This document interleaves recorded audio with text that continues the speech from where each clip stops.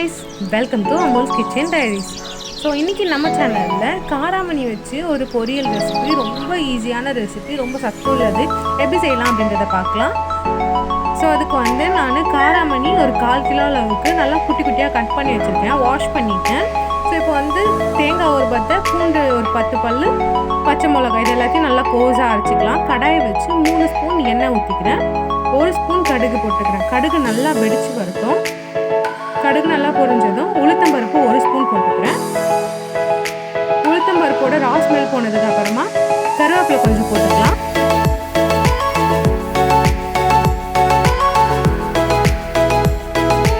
இப்போ நம்ம அரைச்சி வச்சிருக்கோம் இல்லையா அந்த பேஸ்ட், அதையும் நம்ம இதில் ஆட் பண்ணிக்கலாம்.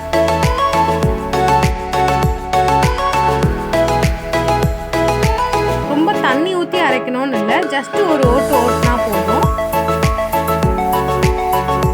இப்போ நான் கட் பண்ணி வாஷ் பண்ணி வச்சிருக்க காராமணியை இதில் ஆட் பண்ணிக்கிறேன்.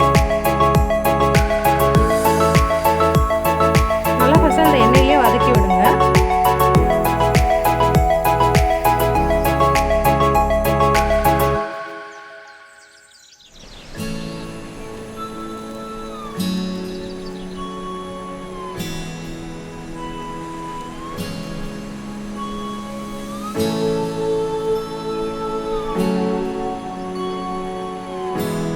இப்போ நான் 1 கிளாஸ் அளவுக்கு தண்ணி ஊற்றிக்கிறேன்.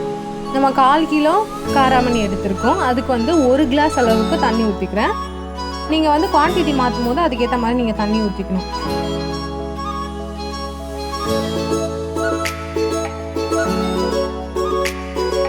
இப்போ இதுக்கு தேவையான அளவுக்கு உப்பு போட்டுக்கிறேன். இதுக்கு வந்து நம்ம மசாலா எதுவுமே ஆட் பண்ண போகிறதில்ல. ஸோ அதனால் நம்ம அரைச்சோம் இல்லையா அந்த பேஸ்ட்டோட பச்சை மிளகா வந்து எந்த அளவுக்கு உங்களுக்கு காரம் தேவையோ அந்த அளவுக்கு நீங்கள் பச்சை மிளகா ஆட் பண்ணிக்கோங்க. 1-2 எக்ஸ்ட்ரா கூட நீங்கள் ஆட் பண்ணிக்கலாம், உங்களோட காரத்துக்கு ஏற்ற மாதிரி ஆட் பண்ணிக்கோங்க. ஸோ அவ்வளோதான். இப்போ நல்லா மிக்ஸ் பண்ணிவிட்டு நான் வந்து ஒரு லிட் போட்டு க்ளோஸ் பண்ணி வச்சுக்கிறேன். இந்த தண்ணியெல்லாம் நல்லா ட்ரெயின் ஆகிற வரைக்கும் நல்லா கொதித்து அதுவே இதுவாகட்டும். ஒரு மீடியம் ஃப்ளேமில் வச்சு நீங்கள் மெயின்டைன் பண்ணுங்கள். இப்போ நல்லா தண்ணியெல்லாம் வற்றிச்சு பாருங்கள். இந்த ஸ்டேஜில் காராமணி நல்லா குக் ஆகிடுச்சு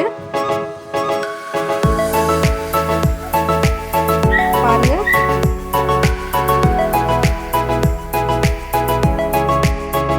அவ்வளோதான், நம்மளோட காராமணி பொரியல் ரெடி ஆயிடுச்சு. இப்போ நான் வந்து இதை வேற ஒரு பவுலுக்கு ட்ரான்ஸ்ஃபர் பண்ணிக்கிறேன்.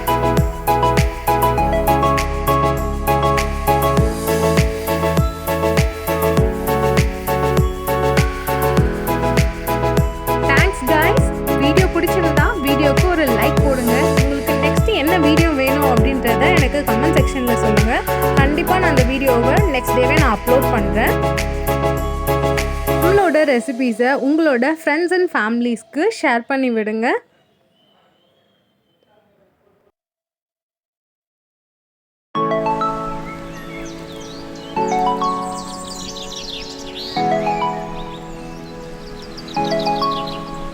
உங்களுக்கு நெக்ஸ்ட்டு என்ன வீடியோ வேணும் அப்படின்றதையும் எனக்கு கமெண்ட் செக்ஷனில் சொல்லுங்கள். கண்டிப்பாக நான் நெக்ஸ்ட் டேவே அந்த வீடியோவை போட ட்ரை பண்ணுறேன்.